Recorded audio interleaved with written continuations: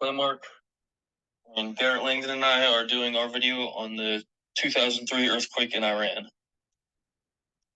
And so on this first slide, we got some maps of the location of the hazard.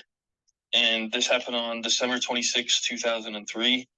And it was in the southeastern part of Iran and with the epicenter near the city of Van.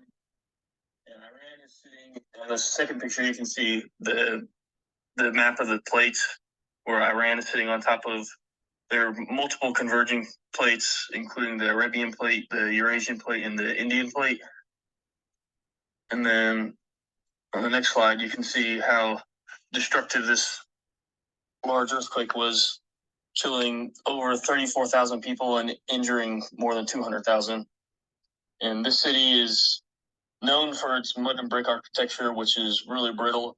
And one of the reasons why it was so devastating, there was lots of people killed and injured by this falling rubble.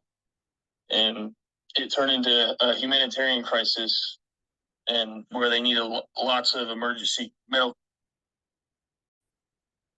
Hi, my name's Garrett, and so in this picture, you can really see the impact to the human structures, the buildings. I mean, these are all people's apartments, houses, it looks like, and it just looks like the walls are completely torn off. So the earthquake was just really brutal to everyday life and families destroyed. So it's really sad to look at all the impacts of that. And the effects were mainly local. So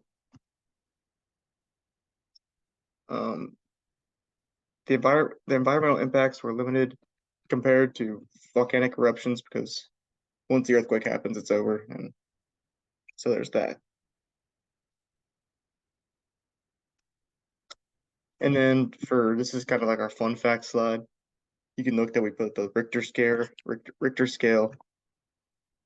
There's like a pyramid on the side, and it just shows the different levels, and then on the right it shows like the impacts that the Richter scale has. So the magnitude for this one was a 6.6. So you can see it was strong, caused major damage in the area.